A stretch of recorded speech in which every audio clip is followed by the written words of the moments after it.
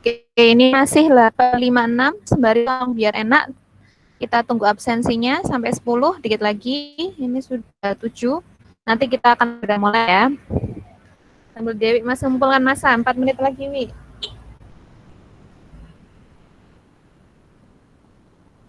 Dewi ya. Udah mandi ya, belum dia? Sudah, Bu. Ya, semangat ya. Bentar, dikit lagi. 6, 7, 8, 2 lagi. Oh, hari ini makan tempe nggak, Wi? Kan penelitiannya terkait tempe nih. Ya. Bu? Kan penelitiannya terkait tempe. Sudah makan tempe belum pagi ini? Enggak, Bu. Saya belum makan. Jumat nggak boleh puasa loh ya. Oke, alhamdulillah sudah 10 orang yang absensi sehingga kita bisa mulai ya. Nggak apa-apa kita mulai 3 menit lebih awal ya. Oke, bismillahirrahmanirrahim. Assalamualaikum warahmatullahi wabarakatuh. Waalaikumsalam warahmatullahi wabarakatuh. Selamat pagi dan salam sejahtera untuk kita semua di pagi hari ini, Jumat yang bismillah, Jumat yang cerah ya Dewi ya. Terima kasih untuk di sini ada sekitar 11 mahasiswa TIP yang hadir di acara seminar skripsi atas nama Dewi Maisaroh dengan judul Kajian Literatur Pengaruh Modifikasi Pengasaman Kedelai terhadap Proses, Karakteristik Fisikokimia, dan Sifat Fungsional pada Tempe.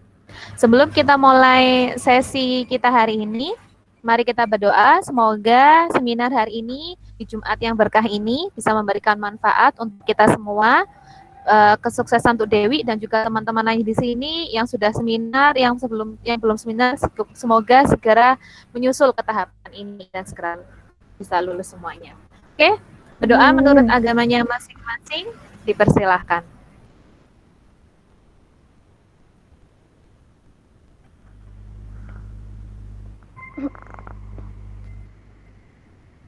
Oke, berdoa dapat dicukupkan.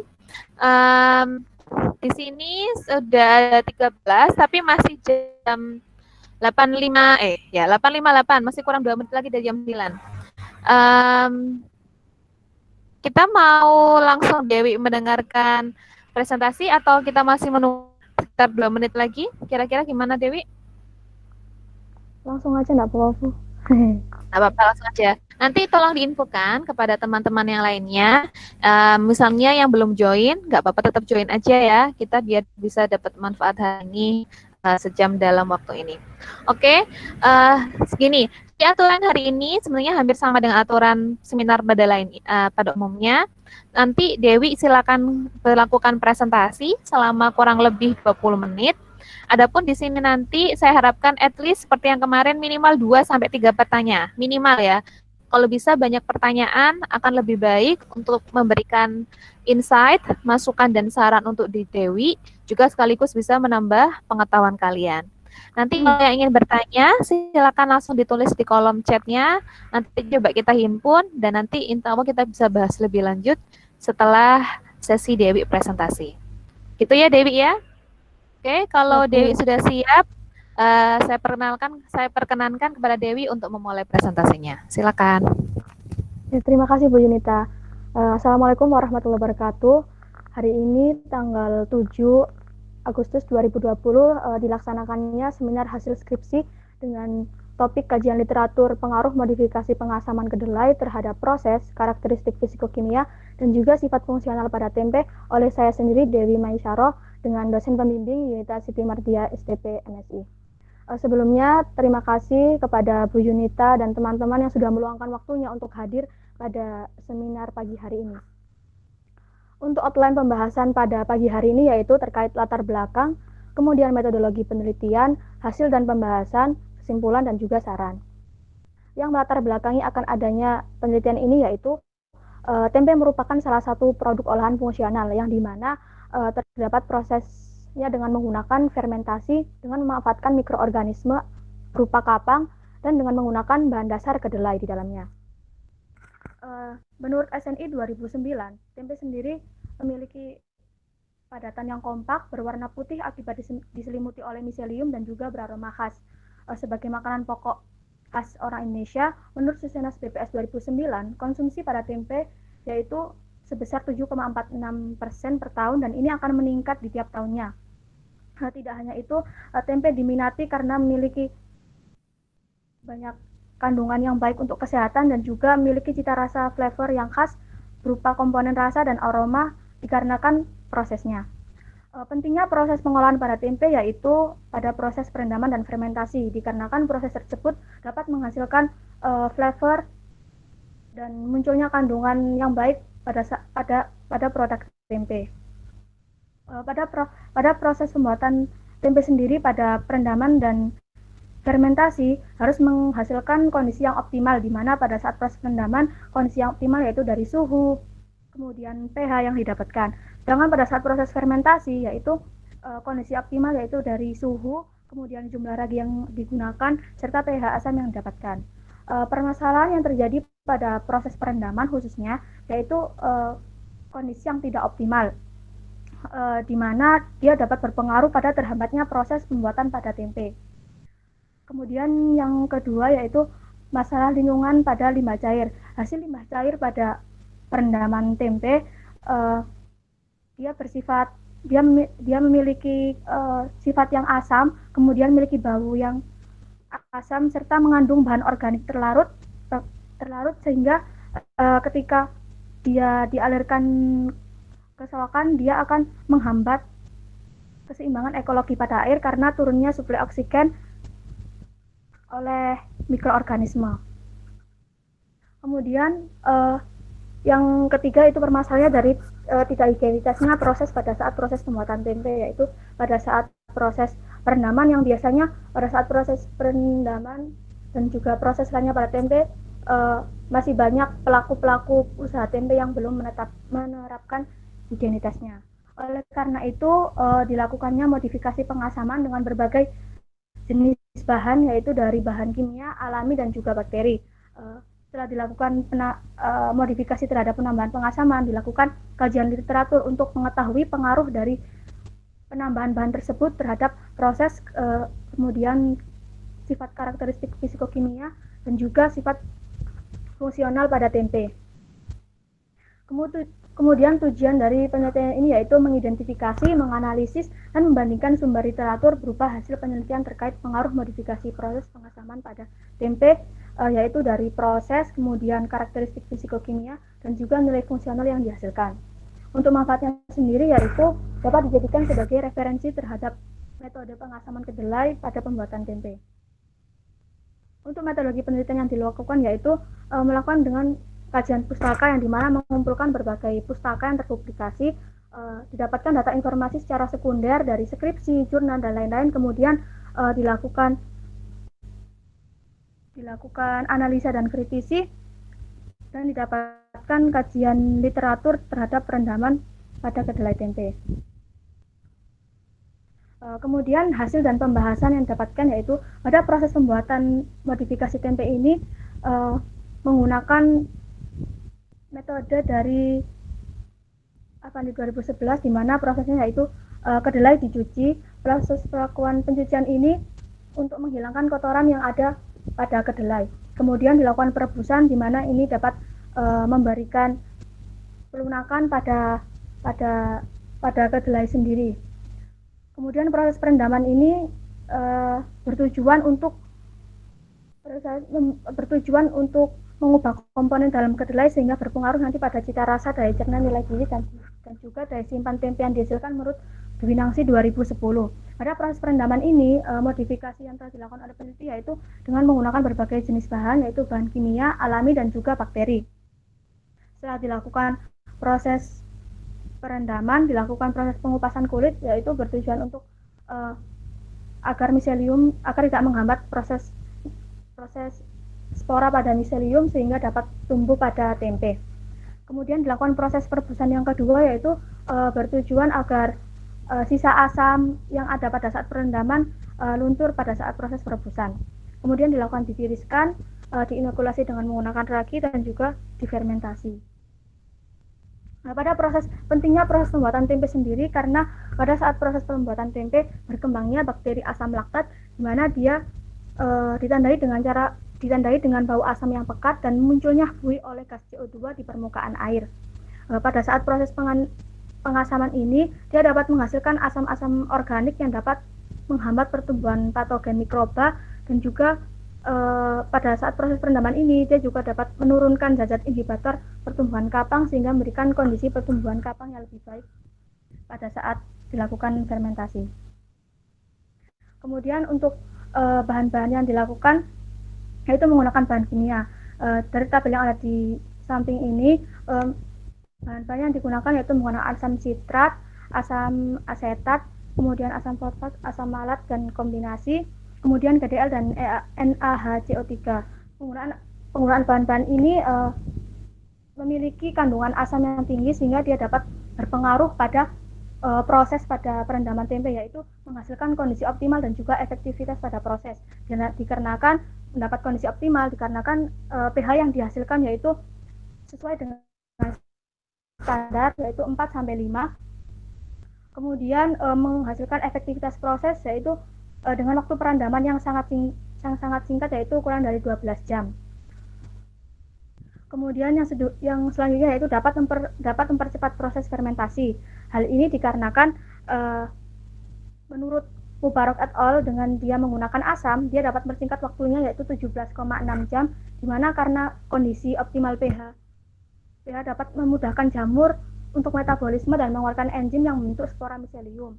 Dan karena proses perendaman dengan asam sendiri juga dapat menyumbangkan ion H+, sehingga ion H+ ini dapat menyerang senyawa kompleks pada kedelai berupa protein menjadi asam amino, sehingga protein yang sederhana tadi memberikan nutrisi pada ragi seperti karbon dan nitrogen yang dia dapat melakukan fermentasi dengan baik. Kemudian yang selanjutnya yaitu penggunaan bahan alami. Penggunaan bahan alami ini dengan menggunakan limbah nanas berupa kulit dan juga bonggolan, kemudian kunyit, air kelapa, dan juga backshopping dari air kedelai.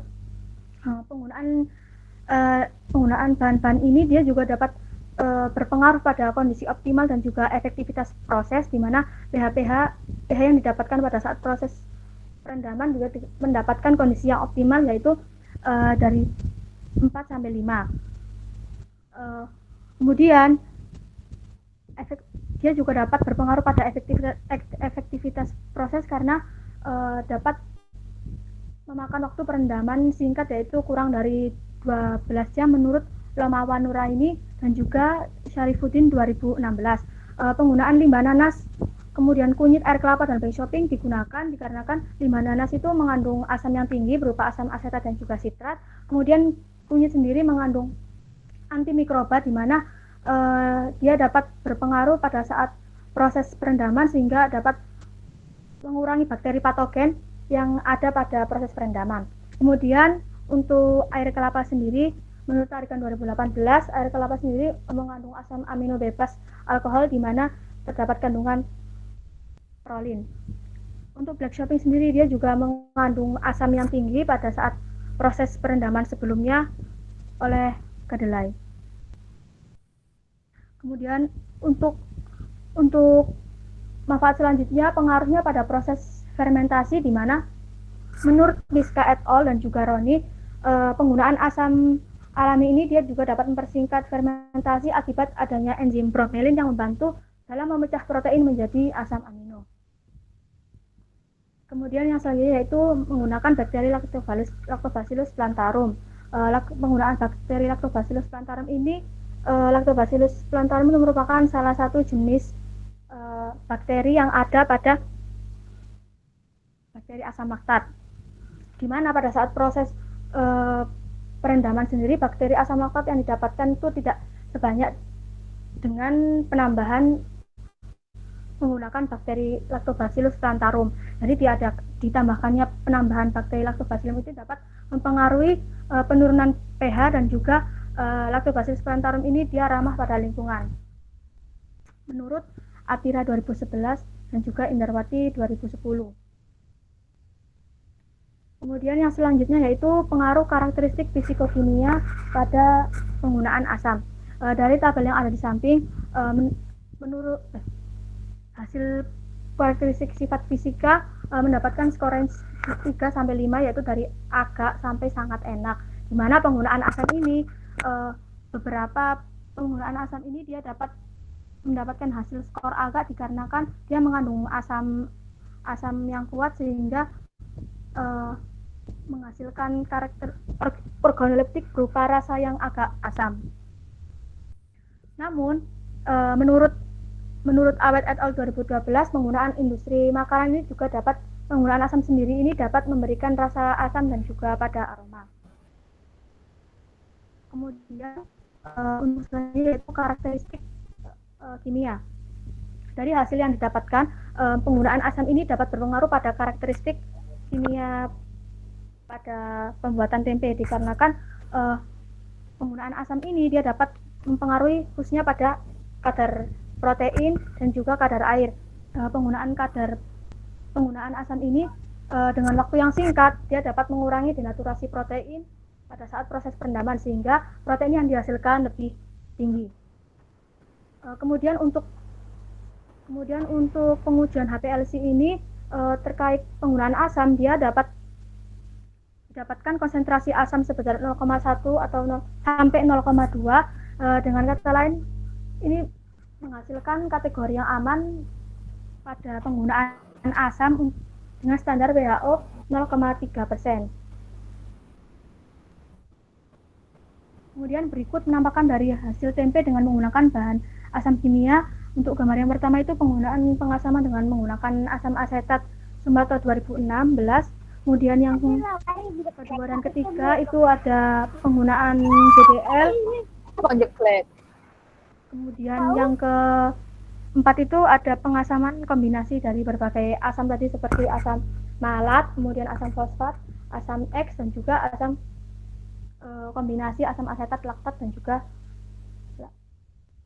sitrat. Dari gambar yang telah dipaparkan ini hasil tempe yang didapatkan tidak jauh beda dengan tempe konvensional yang ada di pasaran. Kemudian yang selanjutnya yaitu penggunaan asam alami. Penggunaan asam alami ini berupa asam dari limbah nanas, kemudian kunyit, air kelapa dan juga black shopping. Didapatkan range 4 sampai 5. Didapatkan range uji organoleptik yaitu 4 sampai 5 di mana mendapatkan kesukaan yang tinggi karena asam yang karena penggunaan bahan ini tidak berpengaruh pada rasa asam yang didapatkan pada hasil tempe. Menurut Gina 2020, tekstur yang dihasilkan dengan penggunaan asam alami ini lembut dan juga padat sehingga aroma yang dihasilkan dengan berbagai jenis bahan alami ini karena memiliki kadar flavonoid seperti di limbah kulit nanas, kunyit dan juga air kelapa menghasilkan produk tempe yang dia miliki khas dari penggunaan bahan-bahan tersebut. Kemudian untuk dari fisikokimia sendiri dengan penambahan asam alami dia juga sesuai dengan SNI yang ada pada tempe dan dia juga berpengaruh pada kadar protein karena dengan perendaman yang singkat tadi berkurangnya denaturasi pada protein dan juga kadar air pada tempe rendah. Berikut penampakan hasil tempe dengan menggunakan bahan asam alami yaitu yang gambar pertama pengasaman dengan menggunakan ekstrak limbah nanas, kemudian yang kedua itu ada pengasaman dengan backstopping, di mana gambar hasil dari tempe yang digunakan tidak jauh beda dengan penggunaan perendaman alami. Kemudian yang selanjutnya yaitu proses perendaman juga berpengaruh pada komponen nilai fungsional pada tempe, yaitu sebagai probiotik, di mana menurut Indrawati dengan penambahan banyaknya konsentrasi bakteri Lactobacillus plantarum itu akan membantu penurunan pH air sehingga mempengaruhi pada rendahnya bakteri E. coli yang dihasilkan dengan syarat probiotik, yaitu log 10 pangkat 7 sampai log 10 pangkat 9 CFU per ml. Kemudian untuk kandungan isoflavon sendiri, kandungan isoflavon dengan perendaman menurut penelitian Purwoko 2004, kedelai tempe terendam dapat meningkatkan isoflavon, di mana yang bermula range 40 sampai 42 yang menjadi 144. Dan ini juga dibenarkan oleh Devi et al 2009. Dengan perendaman tersebut, dia dapat meningkatkan kadar isoflavon yang tinggi pada tempe dibanding dengan kedelai biasa. Kemudian yang selanjutnya yaitu fungsional pada tempe, adanya kandungan bioaktif yang ada pada tempe, yaitu adanya senyawa peptida pendek, asam amino bebas, asam-asam lemak, karbohidrat yang lebih sederhana dan mudah diserap oleh tubuh, menurut Agung et al 2013. Kemudian yang selanjutnya yaitu higien dan sanitasi. Higien dan sanitasi ini perlu diterapkan pada proses pembuat produksi tempe, di mana untuk mengurangi kontaminan pada tempe yang dihasilkan. Adapun penerapan higien dan sanitasi yang harus dilakukan dalam produksi tempe menurut Peraturan Menteri Kesehatan Republik Indonesia nomor 1096, berikut berapa higien dan sanitasi yang dilakukan. Ada dari personal, yaitu dari personal higien dan sanitasi harus menerapkan sertifikasi khusus higien dan sanitasi untuk karyawan. Kemudian memiliki keterangan surat kesehatan jika ada karyawan yang sakit tidak diizinkan untuk masuk kerja. Kemudian tidak boleh makan, merokok atau melakukan hal yang dianggap mencemari produk di ruang produksi. Kemudian menggunakan APD untuk bekerja, di mana terdiri dari sarung tangan, sepatu boots, celemek, tutup rambut, dan juga masker. Kemudian tidak banyak bicara, dan setelah keluar masuk melakukan cuci tangan agar terhindar dari kontaminasi. Kemudian yang selanjutnya yaitu higienitas dan sanitasi gedung dan fasilitas produksi, di mana terdapat peralatan produksi yang terbuat harus kuat, kemudian tidak berkarat dan mudah dibongkar pasang agar mudah dibersihkan. Kemudian susunan pelatakannya harus mudah. Setelah itu suplai air bersih cukup untuk kebutuhan pada saat proses produksi. Kemudian ruang produksi harus terang. Di ruang produksi harus tersedia P3K agar ketika ada kecelakaan siap sedia untuk dilakukan penanganan. Kemudian selanjutnya ada tempat penyimpanan harus mudah dibersihkan dan juga bebas dari hama. Kemudian alat dan sanitasi harus tersedia dan juga terawat.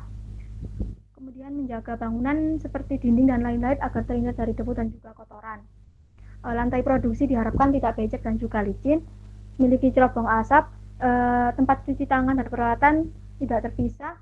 Kemudian tinggi dari langit-langitnya harus 2,4 meter di atas lantai.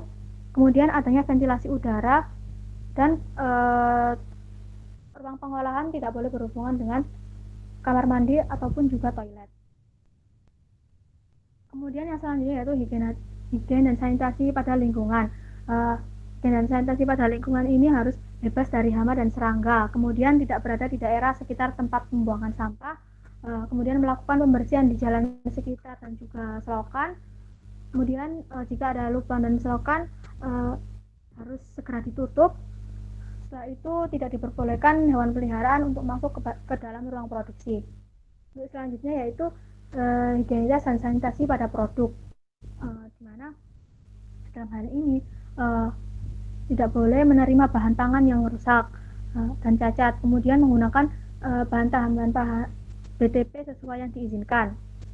Kemudian dilakukan pembukuan terkait bahan baku secara konsisten. Selanjutnya yaitu menentukan proses produksi pangan yang baku dan efektif. Kemudian menentukan dan mencatat tanggal kadaluarsa dan produksi. Selanjutnya yaitu penyimpanan dilakukan di tempat bersih dan untuk bahan dan produk akhir dilakukan dan diedarkan dengan menggunakan sistem FIFO yaitu first in first out. Untuk kesimpulannya pada penggunaan pada modifikasi pengasaman ini yaitu penggunaan dengan asam kimia dia dapat berpengaruh pada proses efektivitas proses. Kemudian untuk fisikokimia sendiri tidak jauh beda dengan konvensional namun dia sedikit berpengaruh pada aroma yang didapatkan karena penggunaan asam sendiri mengandung asam yang tinggi. Kemudian dalam asam sendiri dia mengandung zat antimikroba yang dia berpengaruh pada bakteri patogen yang akan menghambat sehingga dapat berpengaruh pada probiotik tempe. Kemudian yang selanjutnya yaitu pengasaman dengan asam alami itu dapat menghasilkan efektivitas proses. Kemudian fisikokimia yang lebih baik daripada tempe konvensional karena terdapat aroma-aroma yang khas dengan tambahan bahan alami tersebut sehingga dapat mempengaruhi cita rasa pada tempe. Kemudian yang selanjutnya yaitu pengasaman dengan bakteri, dia dapat memberikan efek probiotik di mana penggunaan asam bakteri Lactobacillus plantarum tersebut dapat memberikan log CVU sebanyak log 10 pangkat 7 sampai log 10 pangkat 9 CVU per ml dan itu sesuai dengan syarat probiotik.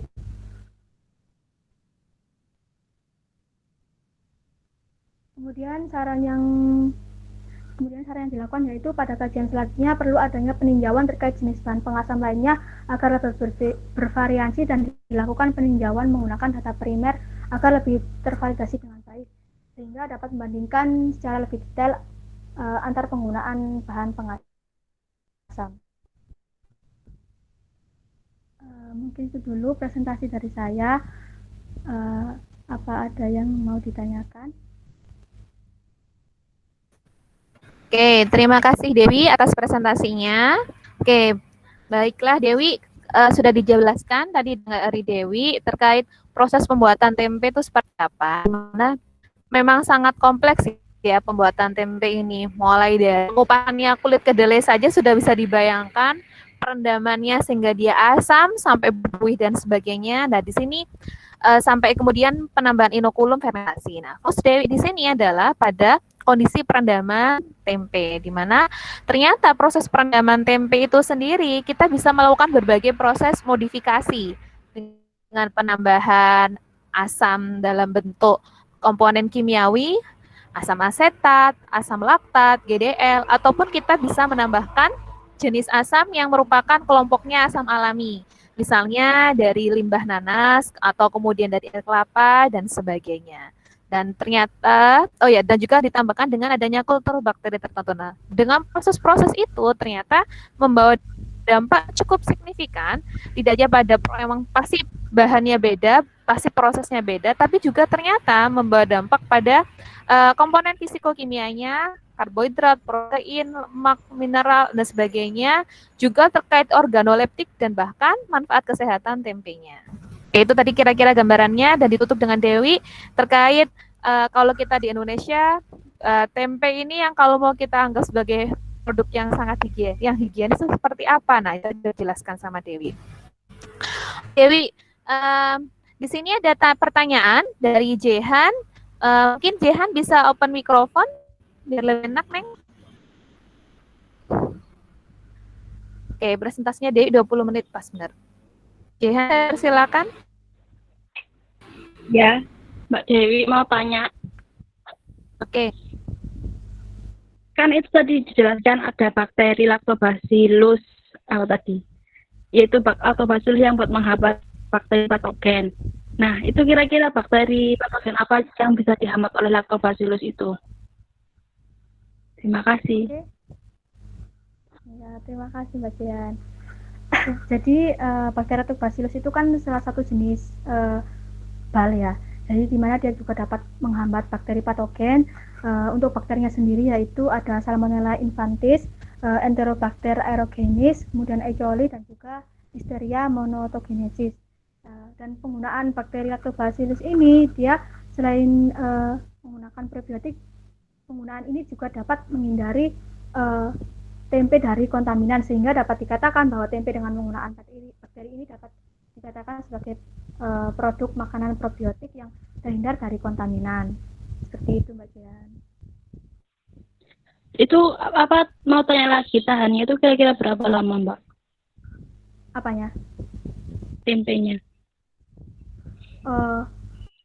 Untuk ketahanan pada tempe sendiri, untuk kalau seumpama ini kan, kalau penggunaan Lactobacillus plantarum itu bukan dari kayak ketahanan dari sifat umur simpannya ya, karena penggunaan Lactobacillus ini tuh dia tuh untuk proses pada optimum proses, karena dia memiliki kandungan bal tadi, dia dapat menurunkan pH pada saat proses perendaman, sehingga pada saat proses perendaman tadi dia dapat mengurangi bakteri patogen yang ada pada saat proses perendaman, seperti itu.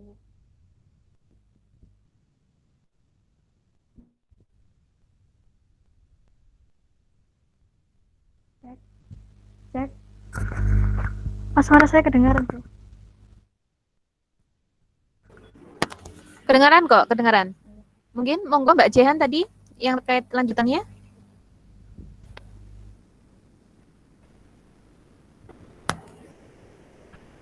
Oke, dari Jehan sudah cukup. Oke, saya buka sesi pertanyaan lagi. Monggo yang lainnya. Ayo. Kondisinya tidak boleh sambil rebahan, tapi bisa kita lakukan dengan tetap interaktif. Monggo kalau ada pertanyaan, atau mungkin ada yang bertanya, tempe yang paling enak seperti apa?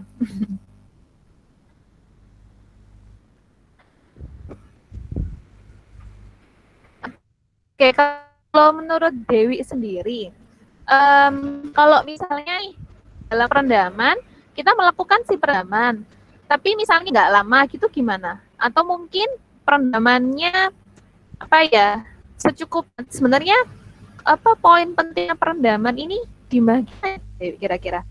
Kenapa kok kalau bikin tempe, kenapa nggak kedelai rebus saja, setelah direbus sampai empuk tapi nggak perlu direndam, tapi langsung masukin kulum raginya? Gimana? Oh ya, jadi proses perendaman itu kenapa sangat penting, karena dia juga dapat mempengaruhi dari membentuk cita rasa pada pembuatan tempe jika dilakukan nanti proses selanjutnya. Kemudian di proses perendaman tempe, ciri-ciri yang jika ciri-ciri jika perendaman itu menghasilkan kondisi yang optimal itu ketika munculnya buih akibat gas karbon dioksida, dan penggunaan dan perendaman ini bertujuan untuk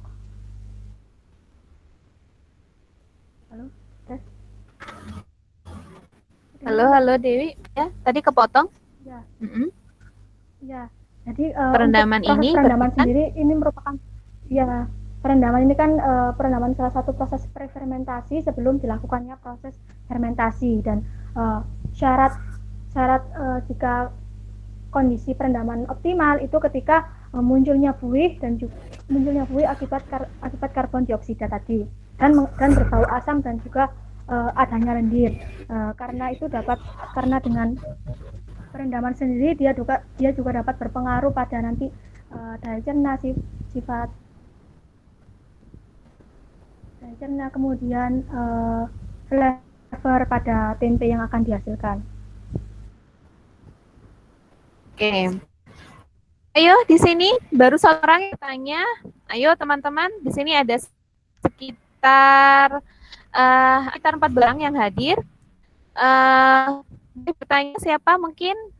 Di sini ada Mbak Dian Eka, Mbak Irawati, Mbak Meriski, Ira Anggraini, Frida, Asifani, Indana Sania, Abi Zulfikar, Anta, Cekom, siapa lagi di sini? Ada Eni, Arif Afandi, Nadia. Ayo monggo ditanya, berikan pertanyaan.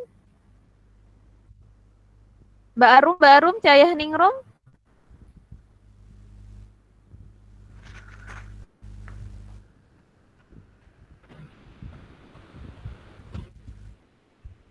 Atau mungkin yang lainnya, monggo Mbak Dian. Ayo guys. Oke. Atau mungkin ini berikutnya mau seminar siapa? Nadia yang mau seminar, yang beri seminar Nadia bu, berikutnya. Nadia katanya mau Ayo, Nat. seminar.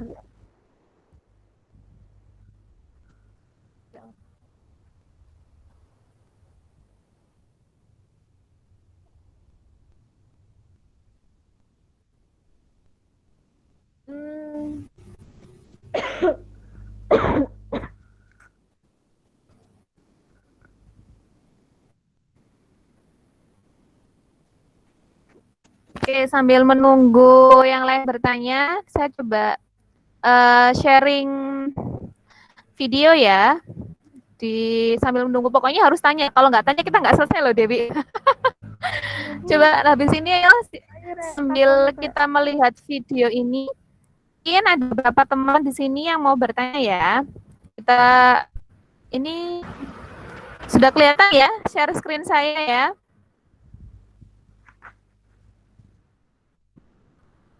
Oke, sudah kelihatan ya, Dewi dan teman-teman. Oke, sambil saya tunggu pertanyaannya, sambil menunggu pertanyaannya, di sini saya akan putarkan sedikit videonya. Toko konveksi di Clarksville, North Carolina ini menjual produk-produk organik dan makanan sehat. Antaranya tempe yang tertata rapi di lemari kaca bersuhu dingin ini.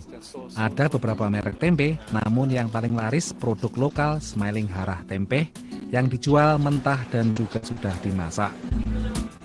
Pemilik perusahaan tempe keluarga ini adalah pasangan suami istri Chad Oliven dan Sarah Yancy. Chad pernah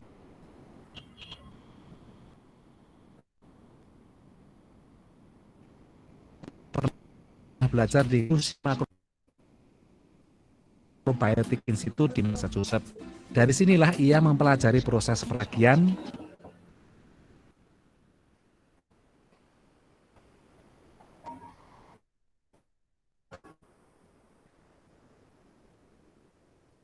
dan bagaimana membuat tempe. Tempe I really liked, and it stood out as a product that was really good, fresh, and homemade, but there wasn't really a product on the market that we could buy at the store that we liked. So we made it for ourselves at home, and then with our community in Asheville, it is and appreciating local made food. Tahun 2009, Chad dan istri mendirikan Smiling Harah Tempe yang artinya perut bahagia. Ribuan produk tempe mereka dipasok ke berbagai restoran dan toko, tidak hanya di kota Asheville, tapi juga di sejumlah daerah di kawasan Amerika bagian selatan. Even though their price point's a little higher because they're a small local company, their tempe sells like crazy. We're doing orders every week. Now that they've started to do marinated tempes, not just the frozen plain tempes, those have really taken off. So yeah, those really well. Selama beberapa tahun terakhir, Smiling Harah Tempe yang memiliki 6 karyawan ini memproduksi tempe di tempat ini. Namun, mulai awal bulan Mei tahun ini, produksi dipindahkan ke tempat baru yang lebih besar di daerah Barnesville, sekitar 25 km dari Asheville. Smiling Harah Tempe tidak hanya memproduksi tempe dari bahan kedelai, tapi juga dari bahan lain yang tidak lazim digunakan oleh produsen tempe di Indonesia, seperti kacang tolo dan polong hitam. Banyak konsumen yang senang dengan tempe non kedelai ini. It's particularly good. It's got a more texture. Is more like a chicken texture. It's very good. Usaha tempe kini menjadi tumpuan hidup Chad dan keluarganya. Namun lebih dari itu, baginya, tempe juga menjadi jendela untuk mengenal Indonesia.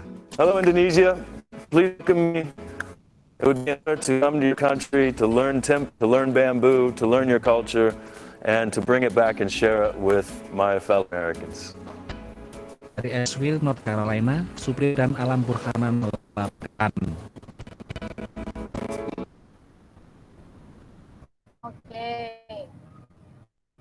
Itu tadi sedikit video yang coba saya ambil dari informasi FOA, salah satu sumber berita Fox Amerika di sana. Kira-kira seperti apa nih kalau lihat di Amerika saja, di sana ada sebuah produsen besar tempe namanya Smiling Hara Tempe. Oke, mungkin uh, sudah ada pertanyaan?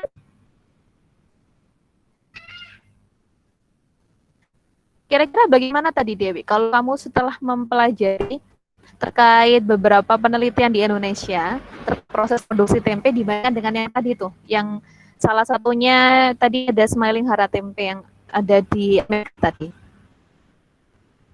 Oke Bu, kalau menurut saya Bu, terkait dari kondisi negara sendiri itu sangat berbeda. Kalau seumpama di negara Amerika itu kan cenderung dingin. Kemudian kalau seumpama di Indonesia sendiri itu kan lebih kondisinya tuh optimal gitu. Kalau seumpama dilakukan pada proses pembuatan tempe, jika makanya banyak negara-negara di luar negeri, menurut North and Care dia juga menggunakan penggunaan asam untuk proses perendaman pada pembuatan tempe. Kemudian di Amerika sendiri yang tadi disampaikan oleh Bu Yunita, video yang dipaparkan oleh Bu Yunita, di Amerika sendiri sudah melakukan berbagai jenis variasi pada tempe dengan menggunakan perbedaan jenis kacang yang digunakan. Seperti itu sih Bu. Ya, jadi kalau saya sendiri sih melihat yang di video tadi itu berarti mereka sebenarnya stepnya memang tidak dijelaskan ya sekilas, tapi padahal bahkan orang itu tadi bapaknya belum pernah datang ke Indonesia, tapi dia sekolah ambil jurusan mikrobiologi di Massachusetts University di Amerika sana. Orang sarjana loh, sarjana hanya bakal belajar terkait mikrobiologi, mikrobiologi. Beliau kemudian akhirnya bisa membuka usaha yang sangat besar, memproduksi tempe yang sebenarnya mungkin dia sendiri belum kenal ya, tapi ternyata ya tadi cukup menarik sekali kan. Jadi sebenarnya kalau banyak yang bilang kadang-kadang orang itu nggak mau penelitian produk-produk khas Indonesia tak rugi, karena sebenarnya justru produk-produk kita itu berpotensi sekali. Ini saya sedikit nemu yang dia Smiling Hara ini. Jadi dia sendiri kalau saya lihat itu ada beberapa informasi di YouTube itu, dia itu bahkan punya punya satu website sendiri terkait tempenya dia itu sendiri. Saya coba share bentar. Nah, saya coba, tapi saya nemunya malah yang ini. Oke. Coba kita lihat semenit videonya. Kira-kira isinya. You live. So these are some carrots that we installed last summer.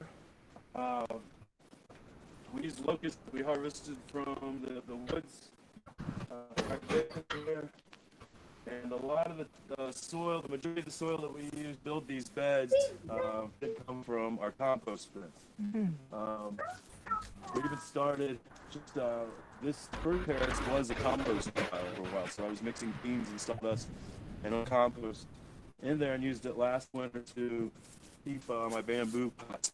They're a little bamboo nursery. So, yeah, this is just a way to insulate bamboo and help keep happy through the cold months. In the summertime, in the spring, I'll pull those out and then we'll plant this bed. So we can go up here and I'll show you what the finished soil looks like.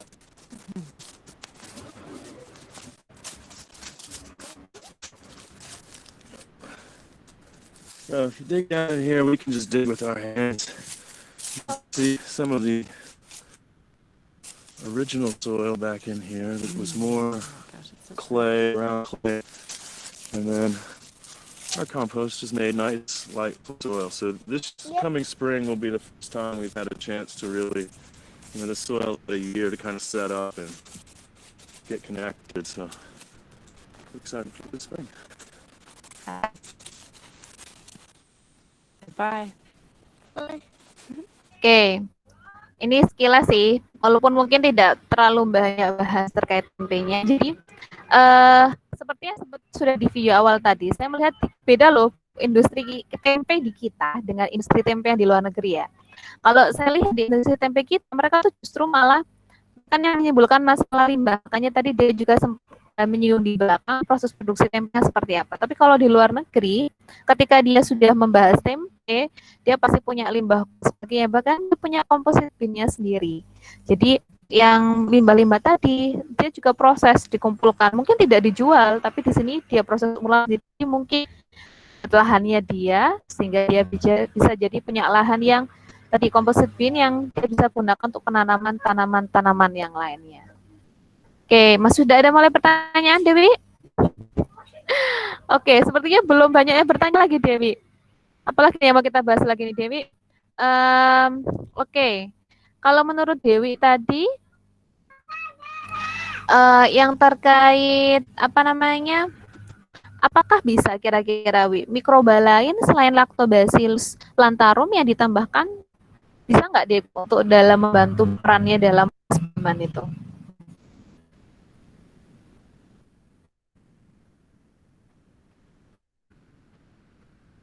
Ya Bu, terima kasih untuk pertanyaannya. Jadi untuk selain Silakan.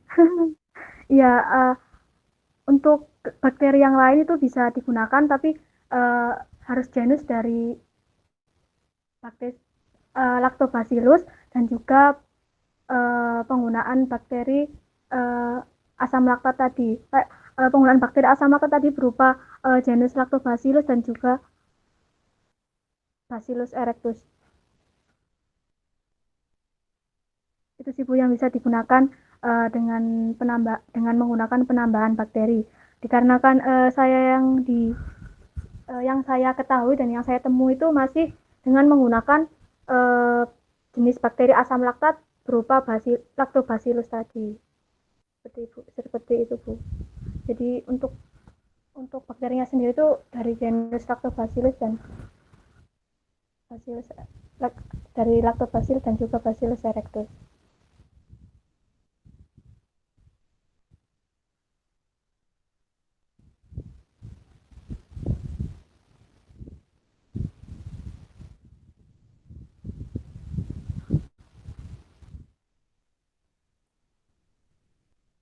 Mohon maaf Bu, nggak kedengaran suaranya Ibu.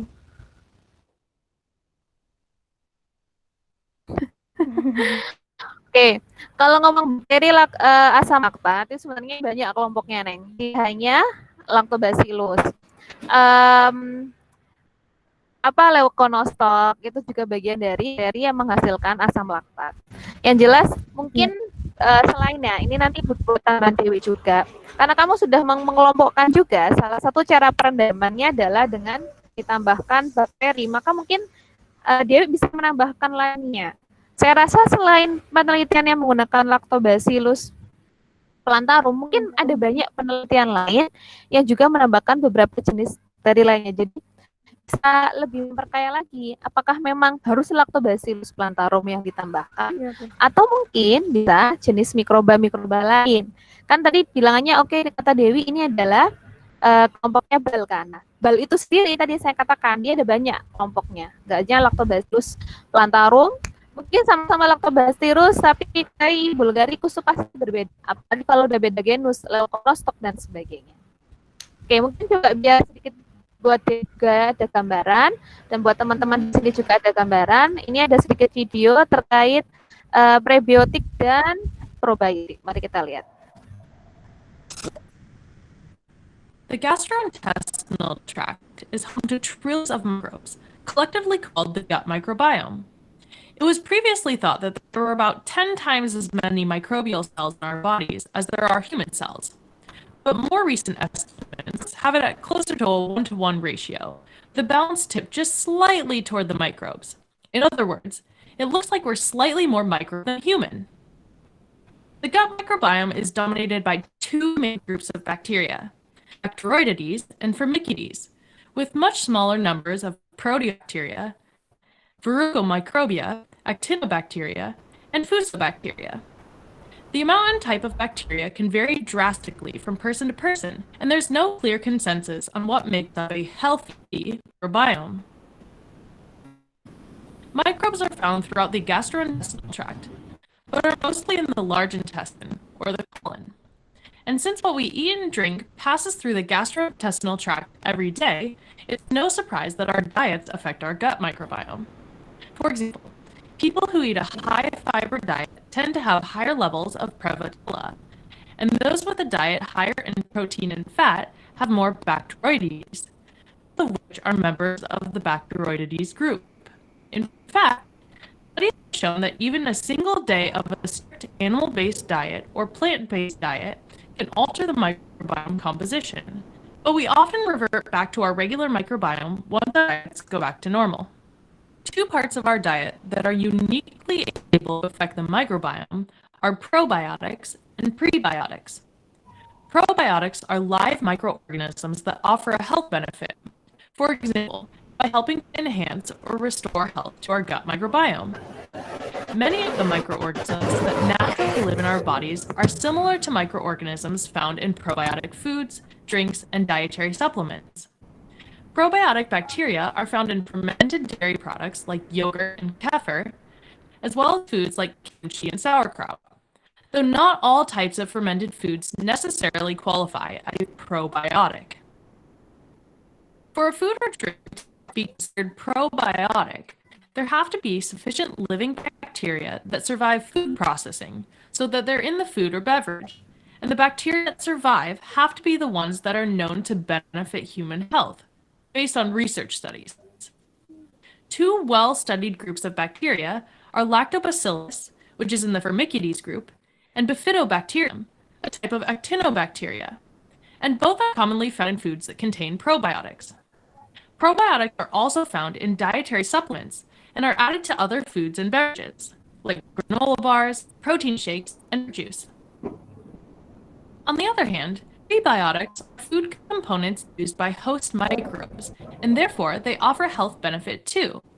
Many prebiotics are found in high-fiber foods that aren't broken down by human digestive enzymes, and make it to the large intestine, where they're fermented by gut bacteria.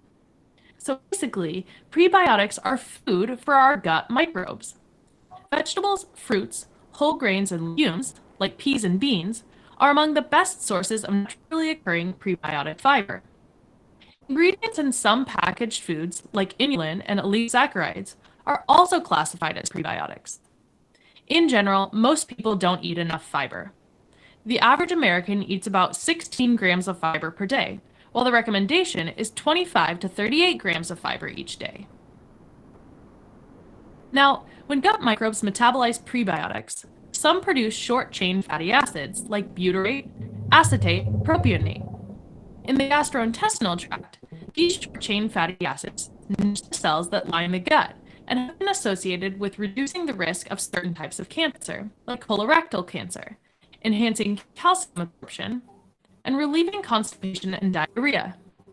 Short-chain fatty acids also enter the bloodstream and travel to other organs, where they can act as signals to communicate with the brain, as well as regulate the immune system and inflammation.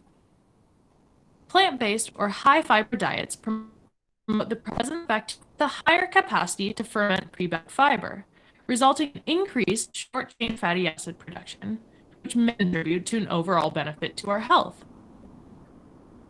Research on the effect of pre- and probiotics in both foods and dietary supplements is happening as we speak, and we're learning more all the time about the effects on health. Even though there have been some promising discoveries in certain populations, prebiotic and probiotic supplements aren't often given to patients in hospital settings because their health benefits haven't been conclusively proven. And despite being tested for safety before going on the market, some probiotic supplements have been infections, case reports of immunocompromised patients.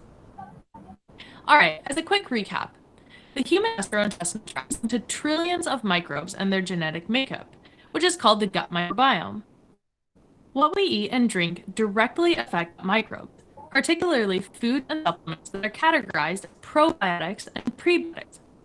Probiotics are live microorganisms that have been shown to be beneficial to health. They're found in foods, fermented dairy products, as well as dietary supplements. Prebiotics are food components that microbes break down and use as energy, while providing beneficial compounds like short-chain fatty acids for our bodies to use. The gut microbiome is an exciting and emerging area of research, and we have a lot to learn about how it affects our health.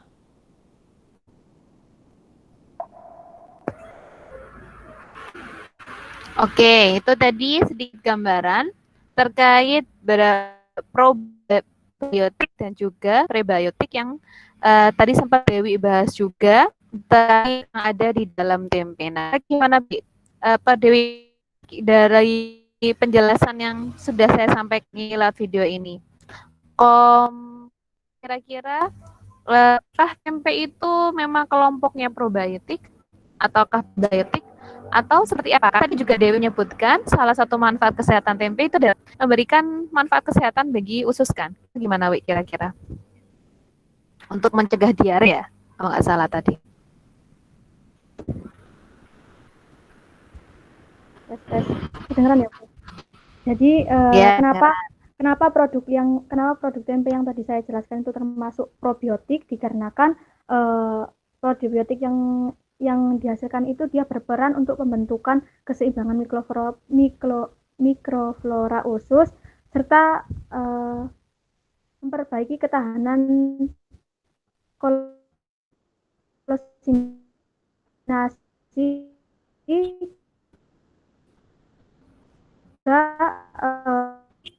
kan tadi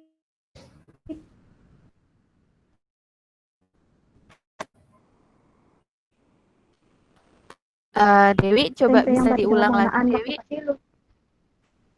Jadi Agak putus-putus dengeran tadi. nggak, Bu? Oh iya, Tadi sempat Jadi, agak putus sedikit. udah nggak tahu. Masih kedengeran suara saya? Masih kedengeran. Tadi cuma sedikit keputus aja. Coba diulangin lagi. Ya.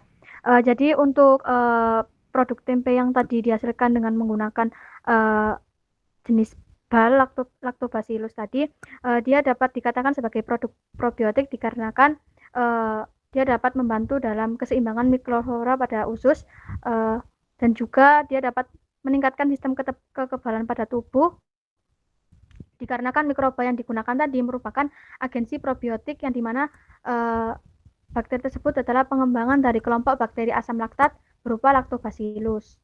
Seperti itu, Bu. Cek. Oke.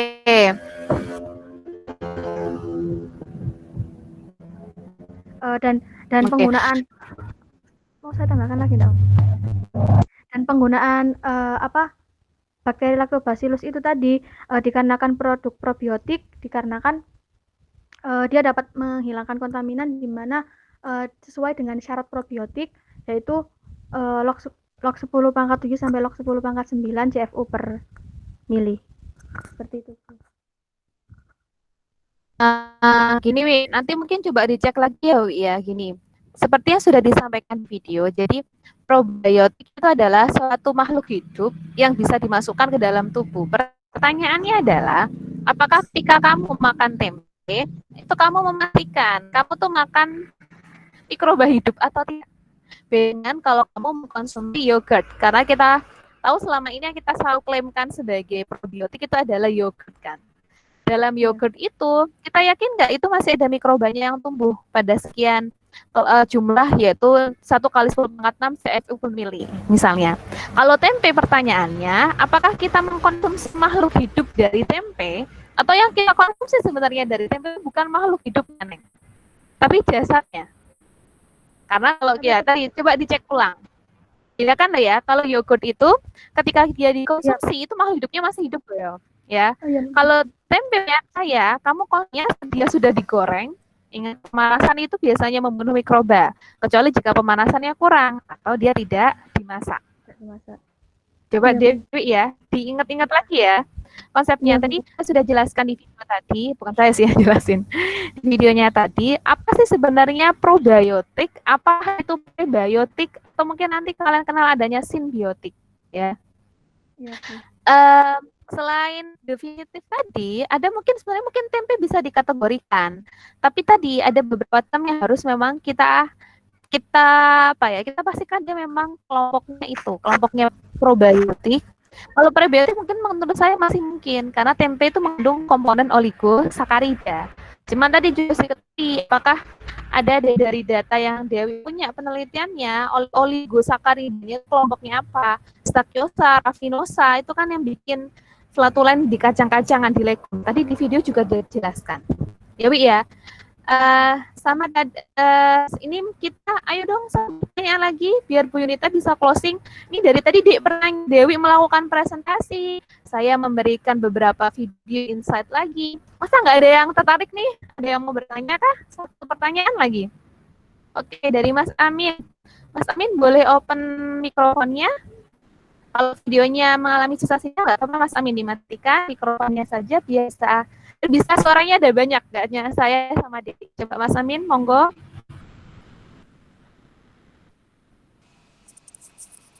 Iya Bu Indah, terima kasih kesempatannya untuk bertanya. Jadi mohon maaf kalau misalnya yang saya tanyakan ini out of topic atau mungkin sudah dijelaskan ya Bu, karena saya terlambat join. Jadi pertanyaan nggak apa-apa, saya, Mas Amin, monggo. Tingkat keasaman dari modifikasi pengasaman ini pada produk yang dikenai modifikasi itu batas maksimalnya berapa? Kemudian jika sampai melebihi batas tersebut, ambang batas tersebut, apa yang terjadi pada konsumen atau yang mengkonsumsi produk tersebut? Begitu pertanyaannya. Terima kasih. Oke, terima kasih Amin. Monggo Mbak Dewi, ini belum dibahas ya, Wi ya? Monggo. Jadi untuk penggunaan atau tingkat keasaman dari modifikasi pengasaman ini untuk batas maksimalnya itu berapa? Jadi kan ada beberapa penggunaan asam yang digunakan. Beberapa penggunaan asam tersebut itu seperti penggunaan GDL itu kan sudah menjadi penggunaan asam yang telah dilakukan untuk industri tempe pada saat proses pengasamannya. Terus kemudian untuk batas ambang penggunaan asam-asam yang lainnya yaitu 10%. Kenapa 10%? Dikarenakan ada suatu penelitian dari Mubarak sendiri, Mubarak 2019 sendiri bahwa ambang batas penggunaan asam pada proses pembuatan, pada penelitian yang menggunakan perendaman asam itu tadi, kadar peak pada asam menggunakan pengujian HPLC itu masih sesuai dengan batas ambang dari WHO yaitu 0,3%, dan dengan penambahan 10% tadi itu batas peak yang didapatkan itu 0,1 sampai 0,2. Namun dari penelitian dari kajian literatur yang saya ambil ini kan banyak sekali berbagai jenis pengasaman dan itu banyak sekali juga konsentrasi yang digunakan. Namun ada beberapa juga yang penggunaan asam itu masih di bawah 10% dan dengan batas ambang yang telah disampaikan oleh peneliti Mubarak 2019 terkait penggunaan konsentrasi 10%, maka saya anggap untuk batas maksimalnya itu 10% karena sesuai dengan WHO tadi. Kemudian untuk jika melebihi batas tersebut, bagaimana mengkonsumsi pada produk tempe? Untuk bagaimana efek dari penggunaan pengkonsumsi produk tempe sendiri, dengan banyaknya tingkat keasaman atau banyaknya konsentrasi yang digunakan itu akan berpengaruh pada hasil tempe yang digunakan, yaitu dari segi sensori dan juga organoleptik, di mana aroma kemudian rasa yang didapatkan itu sedikit lebih masam, jadi itu akan berpengaruh pada tingkat kesukaan pada konsumsi produk tempe. Kemudian untuk penggunaan asam-asam yang lain itu konsentrasi yang digunakan pada penggunaan bahan alami itu menggunakan 150 mili ekstraknya. Kemudian untuk yang penggunaan kunyit sendiri itu 1,5%, dan penggunaan tersebut dan penggunaan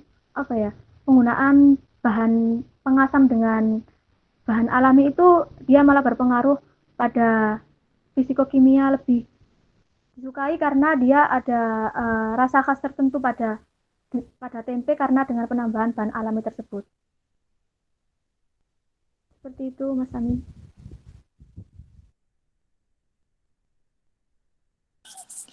Iya Mbak Dewi, terima kasih karena penjelasannya cukup lengkap ya. Tapi saya mau tanya lagi, boleh? Silakan, Iya, silakan Min. Eh, kan itu tadi ketika melebihi ambang batas maksimalnya akan pengaruh pada rasanya. Ada kemungkinan nggak kalau produk tersebut jadi bersifat toksik? Seperti itu.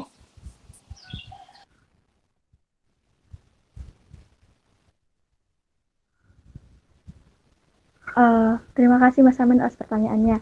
Untuk pada saat proses, jadi kan pengasaman ini dibuat menggunakan pengasaman ini dia memiliki antimikroba sehingga dia dapat menghilangkan atau mengurangi bakteri patogen pada saat proses perendaman. Kemudian ketika tempe dilakukan proses pengasaman tadi kan akan berpengaruh pada tempe yang dihasilkan kan. Kemarin saya juga pernah bikin sebelum corona. Saya cerita sedikit. Jadi sebelum itu kan saya juga bikin tempe dengan menggunakan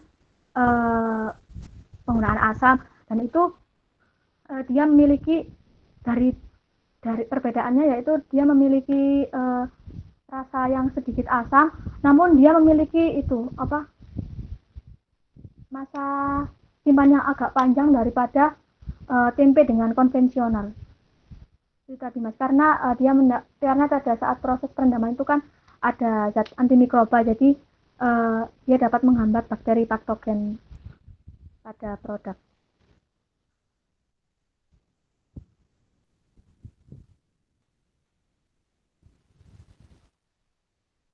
Halo.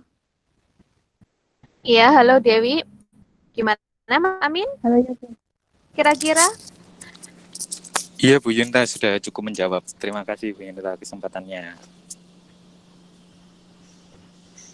Oke, terima kasih juga Min. Setidaknya saya dapat gambaran juga nih, termasuk mungkin Dewi juga dapat tambahan insight lagi. Jadi karena memang yang salah satunya dibahas Dewi itu adalah terkait pengasaman dengan penambahan bahan kimia. Kalau mungkin yang disebutin tadi kan memang kalau yang bahan alami itu mungkin ada rasa khas-khas tertentu yang akhirnya orang tuh suka karena ini flavor baru gitu. Ada tempe tapi ada kayak rasa nanasnya. Nah, itu kan akhirnya menimbulkan kesukaan tertentu. Tapi mungkin yang memang harus diperhatikan adalah jika pada komponen yang ditambah adalah asam-asam apa ya sebutannya ya, bahan kimiawi asam, kayak asam GDL gitu kan, asam sitrat, asam propionat, di mana mungkin pada konsentrasi tertentu memang bisa lebih ya, apalagi bisa lebih dari 10% dan sebagainya. Residunya walaupun sudah direbus itu sangat tinggi. Pertama mungkin sebelum masuk ke toksik atau tidak biasanya adalah konsumennya pasti sudah nggak setuju. Karena kalau asam biasanya baunya sangat menyengat ya, dan itu sudah menimbulkan ketidaksukaan. Dan sebenarnya kalau mungkin toksik, karena kelompok asam-asamnya tadi itu juga sebenarnya adalah kalau dari kelompok struktur kimia itu walaupun bahan kimia tapi dia tipenya organik, sebenarnya mungkin nggak sampai toksik sih sebenarnya, tapi memang sangat dominasinya adalah organoleptiknya kan sangat disukai. Itu mungkin ya selain Dewi juga tadi benar sudah masukin WHO, mungkin juga kamu sendiri juga lihat kan di datamu ada beberapa kelompok asam yang beberapa peneliti itu juga ternyata nilai kesukaannya tidak terlalu suka kan, nggak turun. Nah itu juga bisa dimasukkan Dewi ya, terkait tambahannya itu. Terima kasih Mas Amin atas partisipasinya dan pertanyaannya, sehingga kita lebih semarak lagi untuk dalam sesi seminar ini. Oke. Masih adakah yang ingin bertanya? Hari ini tadi kita bahas ada terkait tempe tadi ya, beberapa proses perendamannya, kemudian juga terkait mikroba yang ada dalam tempe berperannya sebagai prebiotik, probiotik tadi yang sekilas, tapi tolong dicek lagi Dewi. Kemudian juga ada pertanyaan dari Jehan terkait dengan adanya penambahan atau pengasaman ini atau penambahan mikroba ini menghambat patogen. Nah, patogen apa saja tadi juga sudah dijawab, serta pertanyaan Amin tadi ya. Oke, mungkin itu secara summary-nya. Dewi ada closing dulu. Oke, terima kasih untuk teman-teman yang sudah meluangkan waktunya pada hari ini. Mohon maaf bila ada kesalahan baik tutur maupun perbuatan. Sampai jumpa. Terima kasih. Assalamualaikum. Oke, mungkin Kita alhamdulillah sudah jam 10 juga, kita bisa cukupkan acara sesi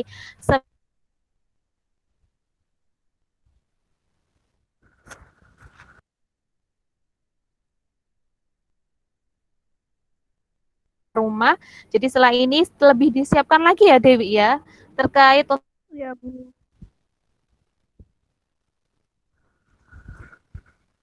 Bu, putus-putus, mohon maaf.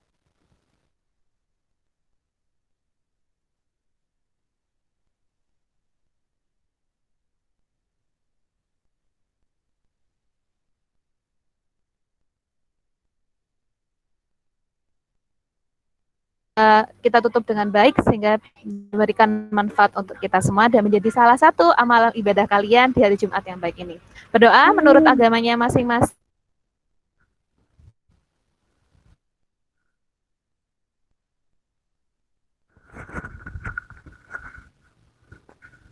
Cukupkan.